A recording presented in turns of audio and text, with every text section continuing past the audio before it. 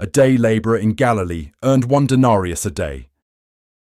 And almost all of it, nearly every last coin, went into a single loaf of bread. Not rent, not clothing, not savings. Bread. You have read the parables. You know the mustard seed, the lost sheep, the prodigal son. But nobody ever told you what was actually on the table in the house next door to Jesus of Nazareth. Not the symbolic meal. The real one. The one eaten by 90% of the people who followed him. You were taught that "give us this day our daily bread" is a spiritual metaphor, a prayer about trusting God in the abstract. It wasn't abstract at all. For the people praying it, that line was a literal, physical, arithmetic request. Get through today. That's it. That's the whole ask. By the end of this video, you'll know exactly what filled a poor family's plate in the time of Jesus. What was daily, what was rare, what triggered actual hunger, and why the math of a single loaf of bread explains half of the New Testament's economy. And stay until the end, because next time we calculate exactly what a carpenter, Jesus' own trade, actually earned. Let's start with the wage itself, because everything else in this video depends on this one number. In the Gospel of Matthew, chapter 20, verse 2, Jesus tells a parable about workers hired for a vineyard. Each of them agrees to work for 1 denarius a day. That wasn't fiction. That was the standard daily wage for unskilled labour across the Roman world in the 1st century. Historian David Feenzi, who studies the social history of 1st century Palestine, confirms this was the real, documented rate for a day labourer in Galilee. Here's the number that should stop you. Historian Douglas Oakman, who has reconstructed the peasant economy of Roman Galilee in detail, estimates that a family needed the equivalent of most of 1 full day's wage just to buy the wheat or barley for that family's bread, for 1 single day. Not bread and oil, not bread and vegetables, just the grain. Think about your own paycheck. Imagine if 70–80% of what you earn today went directly into a single loaf sitting on your counter tonight. No mortgage payment competing with it. No car. Just work all day, buy bread, repeat tomorrow. So here's the question nobody answers for you in church.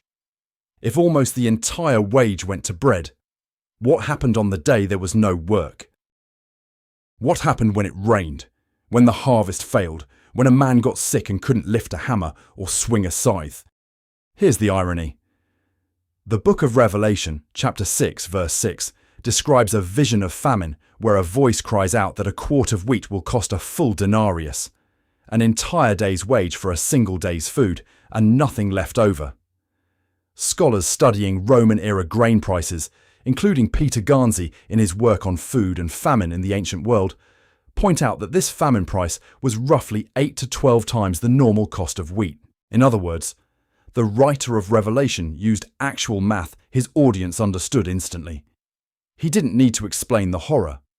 Everyone listening already knew what a denarius bought on a normal day and what it meant when it suddenly bought almost nothing. That's the world Jesus' neighbours lived in. 1 bad season away from a nightmare everyone in the room could picture immediately. So what did they actually eat on the good days before it went wrong? If this kind of detail is new to you, this is exactly what we dig into every week on this channel. Stick around because the actual menu is stranger and more limited than you'd guess.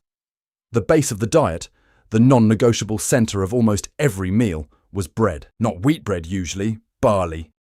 Wheat was the premium grain. It cost more, it produced better bread, and the poor mostly couldn't afford it regularly. Historian Jonathan Reed, who has done extensive archaeological work on Galilean village life, notes that barley, coarser, cheaper, less prized, was the actual staple of the peasant table. Wheat bread was closer to what a middle-class household ate. The poor ate barley loaves, baked flat and thick, often the day before, sometimes days before, because fresh grinding and baking every single day wasn't always possible. Around that bread, historian Ze'ev Safrai, in his detailed economic study of Roman-era Palestine, lists what filled out the rest of a peasant's plate. Olives and olive oil, a handful of lentils or chickpeas, onions and garlic for flavour, and, when available, dried figs or dates for something sweet. Cheese from goat's milk showed up occasionally, but fresh milk itself was rare, because a family that owned even one goat needed that goat alive and producing, not slaughtered for a single meal. Notice what's missing from that list: meat. Here's where the picture most people carry around in their heads is completely wrong. You've probably imagined biblical meals with roasted lamb, because Passover gets so much attention in the text. But Fiennes' research is direct on this point. For the average Galilean peasant family, meat was not a weekly food. It wasn't even a monthly food for most households. It showed up at festivals. It showed up at Passover when a lamb was required. It showed up rarely at a wedding, or when an animal was too old to work and got slaughtered rather than fed through another winter. Compare that to your own week. The average American eats meat nearly every single day, often more than once. For a Galilean day labourer, meat might appear a handful of times in an entire year. So if meat wasn't protein, what was? Fish. For families near the Sea of Galilee, this mattered enormously. Reed's archaeological surveys of fishing villages around the lake, including sites near Capernaum, show that small salted fish were a genuine dietary staple for that specific region. Cheap, plentiful, preserved in salt so they lasted. This is why Jesus' ministry, centered so heavily around that lake, constantly involves fish. It wasn't a random detail. It was the regional protein. Here's the irony worth sitting with. The meal most associated with Jesus in art and imagination, bread and fish, multiplied for thousands in Matthew 14, wasn't a miracle menu of exotic food. It was, item for item, exactly what a poor Galilean family already ate on an ordinary day. The miracle wasn't the menu, it was the quantity. But knowing the menu only gets you halfway. The real question is, how much of it did they actually get? Because a menu means nothing if the amount on the plate wasn't enough to survive on. Let's talk calories, because this is where the danger in this world becomes very, very concrete. Peter Garnsey's research on diet across the ancient Mediterranean estimates that grain, bread, essentially, supplied somewhere around 70 to 75% of total daily calories for the average person in the Roman world. Everything else, the oil, the lentils, the occasional fish, filled in the remaining quarter. That's an enormous dependency on one crop. Compare it to your own plate. Modern nutritional guidance suggests grain should make up something closer to a quarter or a third of your daily intake, with the rest split across protein, vegetables, fruit, dairy. The peasant of Jesus' Galilee lived almost the exact inverse of that recommendation, and had no choice in the matter. Fiennes' estimates put daily caloric intake for a poor rural family somewhere in a range that, in good years, roughly met subsistence needs, enough to survive and work, not enough for comfort, and with almost zero buffer for anything going wrong. A modern adult doing hard physical labour is generally advised to eat around 2,500 to 3,000 calories a day. The Galilean peasant, in a normal year, was likely eating close to that minimum, and in a bad year, well under it. Here's the specific fear this creates, and it's not abstract. It's a math problem with a human body attached to it. If almost all your calories come from one grain, and that grain fails, from drought, from a bad rain year, from locusts, from a Roman requisition taking the harvest for the army, you don't have a backup source of calories. There's no pantry of alternatives. There's just less bread for everyone at once. So when did that actually happen? When did the shortage hit? And what did people eat when the bread ran out completely? This is the part of the story almost nobody talks about. The gap between harvests. Grain harvests in the region came in roughly 2 windows. Barley in spring, wheat a little later. Between one harvest and the next stretched months where a family lived entirely off what had been stored. Safrai's economic analysis of Roman Palestine describes this gap as the most dangerous period of the entire agricultural year. Worse than any single bad storm, because it was predictable, annual and unavoidable. If the previous harvest had been thin, a dry winter, a locust swarm, taxes taking too large a cut before storage, that gap stretched further than the family's stored grain could cover. This is where the diet dropped even further down the ladder. Historians studying this period point to a well-known biblical detail as a real cultural reference point. In Luke chapter 15, the prodigal son, starving in a foreign country, is described as desperate enough to eat the carob pods being fed to pigs. That detail wasn't an exaggeration for dramatic effect. Carob pods were genuinely a famine food, tough, low in nutrition, normally reserved for animals, eaten by desperate humans only when nothing else remained. Compare that image to your own worst month financially. Now imagine that worst month isn't a possibility. It's scheduled.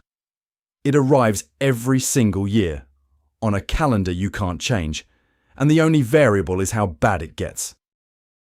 This is also exactly why the Hebrew Bible, in Leviticus chapter 23 verse 22, commands landowners to leave the edges of their fields unharvested deliberately for the poor to gather.